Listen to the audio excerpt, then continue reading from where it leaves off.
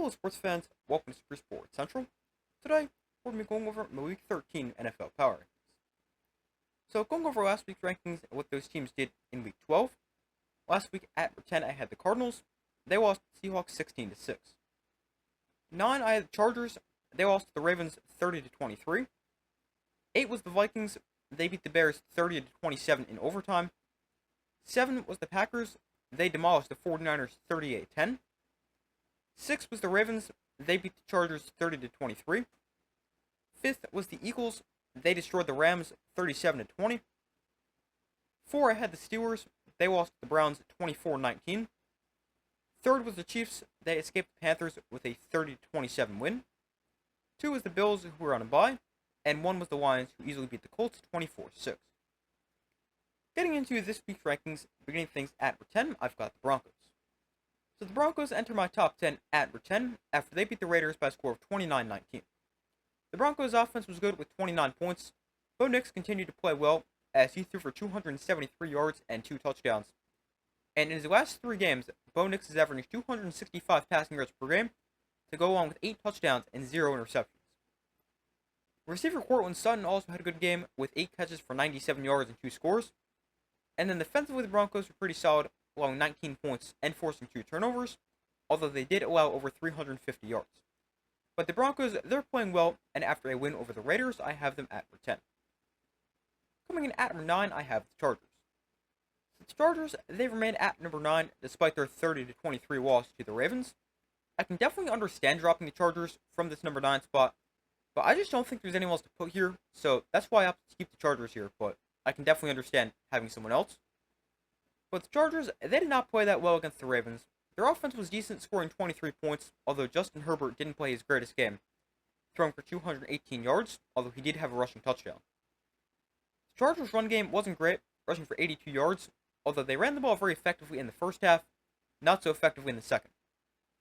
Then the Chargers' defense had their worst game of the season, allowing a season-high 30 points, plus they had no answer for Derrick Henry and the Ravens' rushing attack, allowing over 200 rushing yards. But the Chargers, despite the loss to the Ravens, they're still at number 9. 8th, I have the Steelers. So the Steelers, they slide down to number 8 after they lost to the Browns by a score of 24-19 in the snow on Thursday Night Football. And this was one of those games for the Steelers that they weren't expected to lose, but they ended up losing. The Steelers' offense was okay, scoring 19 points. Russell Wilson threw for 270 yards and a touchdown, but the Steelers could not run the ball, averaging just 3.5 yards a carry. Plus, their defense didn't play their greatest game, although they weren't terrible either, as the Steelers' defense allowed 24 points and over 300 yards, but they did force 3 turnovers. But the Steelers, they had their chances to win this game, they just weren't able to get the win, and I've got the Steelers at number 8. 7th, I have the Vikings. So the Vikings enter at number 7 after a narrow win over the Bears 30-27 in overtime. The Vikings' offense played a great game, scoring 30 points, and that is actually the most points the Bears have allowed so far this season. Sam Darnold had a great game, throwing for 330 yards and 2 touchdowns. And receiver Jordan Addison had a huge game, with 8 catches for 162 yards and a touchdown. And tight end TJ Hawkinson was also great, with 7 for 114. Then defensively for the Vikings, they were not good, allowing 27 points, and they were carved up through the air, allowing 340 passing yards. The Vikings also had a chance to end this game before overtime, but they allowed the Bears to score a touchdown and a 2-point conversion with 22 seconds left, and then they allowed the Bears to recover an onside kick and tie the game with a field goal as time expired.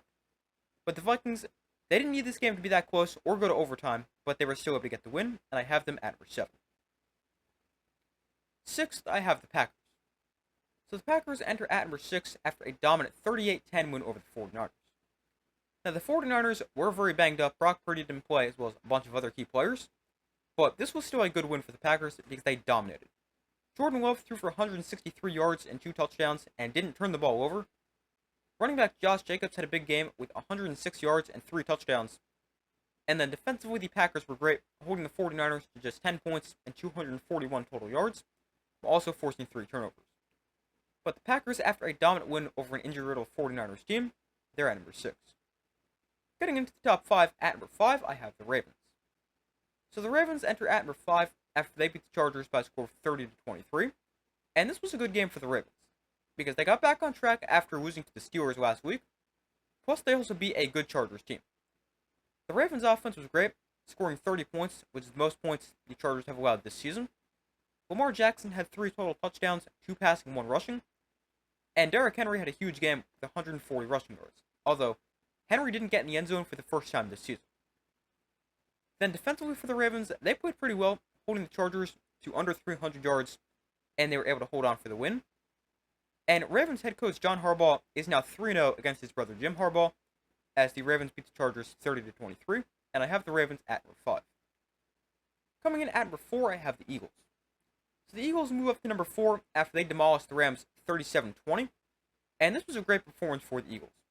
Offensively, they scored 37 points, which ties a season high, and Saquon Barkley had a huge game, with 255 rushing yards and 2 touchdowns, plus both his touchdown runs were at least 70 yards.